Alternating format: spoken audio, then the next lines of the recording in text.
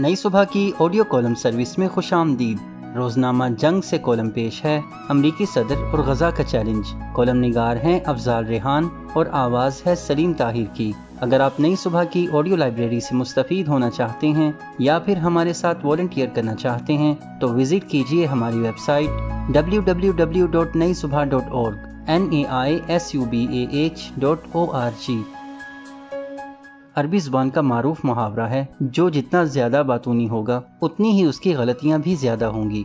Trump अनोखे अमरीकी सदर हैं जो किसी भी इशू पर बहुत ज़्यादा बोलते हैं, बुलंदो बांग दावे करते हैं लेकिन फिर ठुस हो जाते हैं। व्हाइट हाउस में दाखिल होते ही दावा किया कि मैं रशिया यूक्रेन जंग फौरी तौर पर ख़त्म करवाऊंगा, मगर फिर ज़ेलेंस्की को व्हाइट हाउस बुलाकर जिस तरह जलील किया उसका असर उल्टा निकला।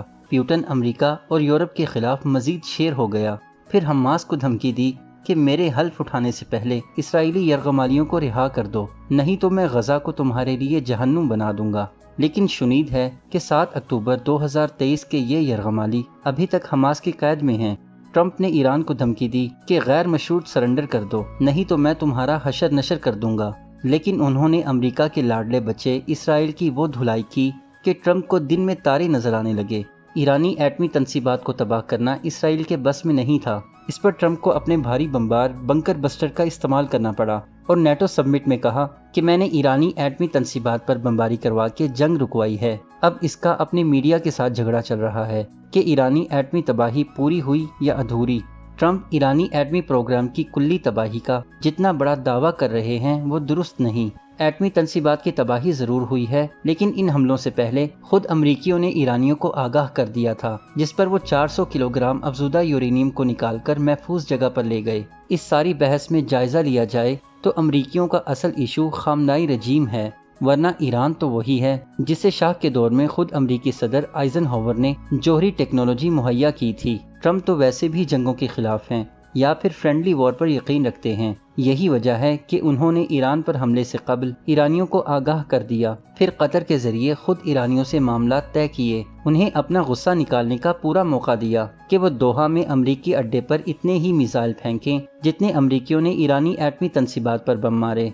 इसके बाद कतर को आगे करते हुए ईरान की इसराइल के साथ बाकायदा जंग बंदी करवाई, जिसकी इसराइलियों ने खिलाफ वर्जी की तो उन्हें डांट कर रोक दिया। इसराइली ईरान के सुप्रीम लीडर खामनाई को भी मारना चाहते थे। ट्रंप ने उनका ठिकाना मालूम होने के बावजूद ऐसा कोई भी इकदाम होने से रोक दिया, बल्कि खुले अल्फाज में इसराइल की मजम्मत की कि मैं ईरानियों से भी नाराज हूँ, लेकिन इसराइल से ज्यादा नाराज हूँ। हैग में तो ईरानियों की तारीफ करते हुए कहा कि वो अजीम कौम है। तेहरान जंग के बाद तामीर नौ के लिए ईरान अपना तेल न सिर्फ चाइना को बल्कि जिसे चाहे बरामद कर सकेगा। हम ईरान पर आयद पाबंदियां नरम कर देंगे, बस ईरान को एटम बम नहीं बनाने देंगे। अगले हफ्ते ईरान से मुज़ाकरात शुरू हो सकते हैं। ईरान में रिजीम चेंज के सवाल पर भी ट्रंप का जवाब था कि ऐसा करने से ईरान में तशद्दुद और अनारकी शुरू हो सकती थी। अलबत्ता ये जरूर है कि जंग टल गई और हर फरीक अपने आप को जीता हुआ महसूस कर रहा है। दूसरी तरफ इसराइली न्यूज़पेपर के हवाले से इंटरनेशनल मीडिया की रिपोर्ट है कि प्रेसिडेंट ट्रंप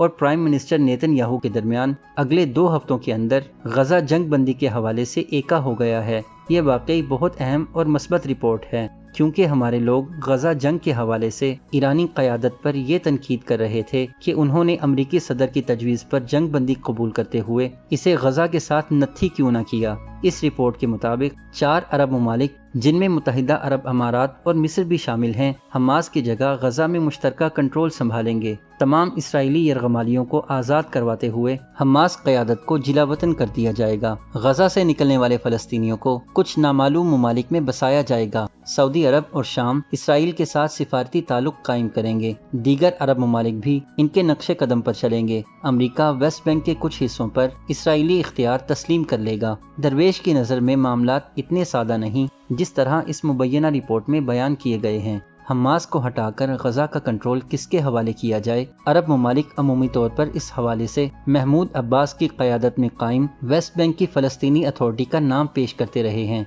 अल-फतह और हमास की अंदरूनी लड़ाई भी किसी से पोशीदा नहीं। इसके बावजूद इसराइल गजा को फ़लस्तीनी अथॉरिटी के बजाय हमसाया अरब ममालिक की निगरानी में देते हुए मामला आगे बढ़ाना चाहता है। देखा जाए तो इस सिलसिले में مصر کے ساتھ جارڈن اور سیریا کو شامل کیا جا سکتا ہے، تاہم اپنی جگہ یہ حقیقت ہے کہ اتنی بربادیوں کے باوجود ہنوز غزہ سے حماس کی طاقت کا کلی خاتمہ نہیں ہو سکا۔ صدر ٹرمپ کے سامنے اس وقت کا چیلنج یہ ہے کہ وہ عرب ممالک کو آگے کرتے ہوئے غزہ ایشو کو جیسے تیسے حل کروائے۔ اب تو حماس کو ایران کی وہ مدد بھی حاصل نہیں رہی ہے، نہ حزب اللہ کی کوئی ایسی پوزیشن رہی ہے، لہٰذا یہ مناسب وقت ہے کہ غزہ سے تشدد کا خاتمہ کرتے ہوئے یہاں کے باشندوں کے دکھوں کا مداوع کیا جائے۔